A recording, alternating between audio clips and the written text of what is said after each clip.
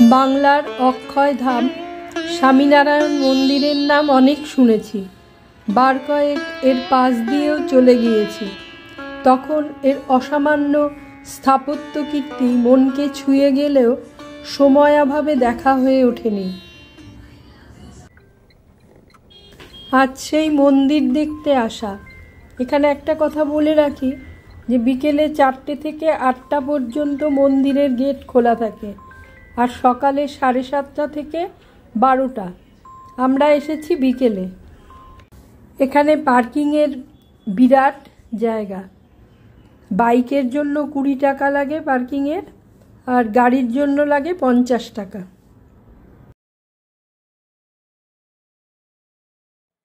এখানে ওয়াশরুমটাও বেশ বড় দেখছি, তবে মনে হচ্ছে ঢুকতে হবে ওই দিক থেকে। বাবা, এটা যে এত বড় আমার কোনো আইডিয়াই ছিল না আগে। সুন্দর, বিরাট চত্বরটা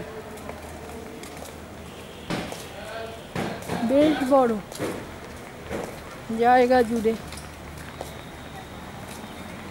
ও, এটা হচ্ছে ক্যান্টিন।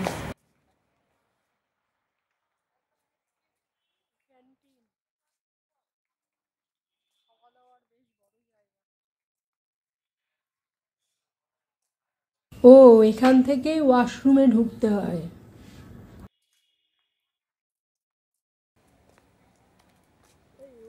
এবারে বলি কিভাবে আসবেন এখানে।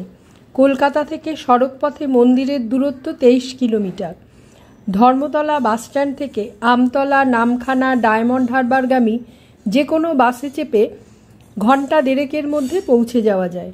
কেউ মেট্রো করে আসতে চাইলে জোকা মেট্রো স্টেশন থেকে অটো করে চলে আসতে পারবেন। সেক্ষেত্রে সময় লাগবে 15-20 মিনিটের মতো। আমরা অবশ্য এসেছি সোদপুর থেকে গাড়িতে, সময় লেগেছে 2 ঘন্টার মতো। বিরাট জায়গা গো।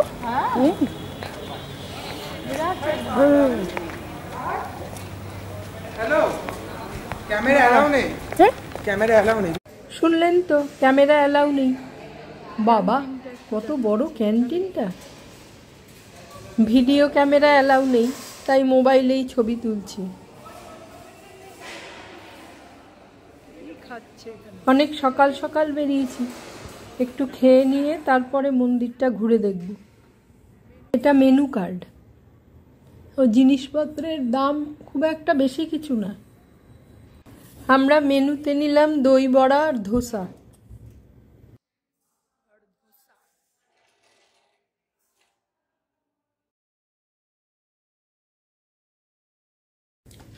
রেস্টুরেন্ট থেকে বেরিয়ে সামনেই এই দোকান। এখানে নানা ধরনের বই, ওষুধপত্র সহ রয়েছে নানা ধরনের পূজা সামগ্রী, ধূপকাঠি, বিভিন্ন সুভেনির আইটেম। বাহ, এখানে হুইল চেয়ার নিয়েও আসা যাচ্ছে।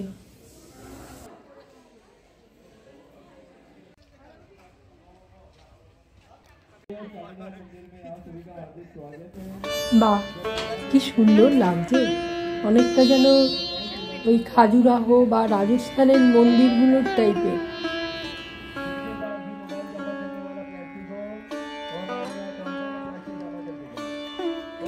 এই মন্দিরের ইতিহাস সম্পর্কে একটু বলি। এই ইতিহাসটা বা তথ্য যাই বলুন না কেন, সেটা জেনেছি স্বামীনারায়ণ টেম্পলের ওয়েবসাইট থেকে। সেখানে বলা আছে স্বামীনারায়ণ এই পাশ দিয়ে গঙ্গাসাগর গিয়েছিলেন। পরবর্তীকালে তার শিষ্য প্রমুখ স্বামী মহারাজ এই মন্দিরটি নির্মাণের পরিকল্পনা করেন। মন্দিরটি তৈরি হয়েছে স্যান্ডস্টোন দিয়ে, সেগুলো আনা হয়েছে রাজস্থান থেকে। মন্দিরটি 2014 সালে দর্শনার্থীদের জন্য খুলে দেওয়া হয়।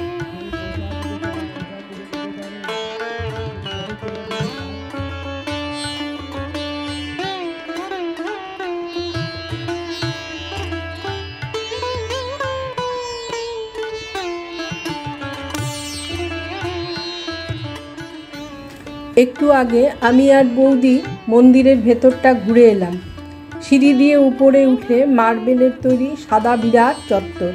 দুপাশে বসার জায়গা, দুদিকে দুটো মন্দির মুখোমুখি রয়েছে। একটা রাম সীতার মন্দির, অন্যটা রাধা কৃষ্ণের মন্দির। সামনে কিছুটা এগিয়ে কয়েকটা সিঁড়ি দিয়ে ওপরে উঠলে সামনে বড় মন্দির, সেখানে স্বামীনারায়ণ সহ অন্যান্য মহারাজদের মূর্তি রয়েছে। মন্দিরের উপরে সিলিংয়ের কারুকার্য সত্যি দেখার মতো। এরপর নিচে নেমে যে ঘরে ঢুকলাম সেটা পুরোটাই শ্বেতপাথর দিয়ে তৈরি, সেখানেও বিভিন্ন মহারাজদের মূর্তি রয়েছে। মাঝখানে একটা বড় কাচের ঘর, সেখানে বালকরূপী স্বামীনারায়ণের সোনার মূর্তি। কাচের ঘরের বাইরে কাউন্টার রয়েছে, ওখানে 50 টাকা দিলে ওরা প্যাকেটে বেসনের লাড্ডু দিচ্ছে আর একটা ছোট প্লাস্টিকের জলের বোতল। ওটা নিয়ে ভেতরে এলে পুরোহিত ঘটিতে করে জল দিচ্ছে, সেই জল স্বামীনারায়ণের মাথায় অনেকেই ঢালছে। আমি ঢেলেছি, বৌদি ঢালেনি। বেশ ভালো লাগলো ভিতরটা দেখে।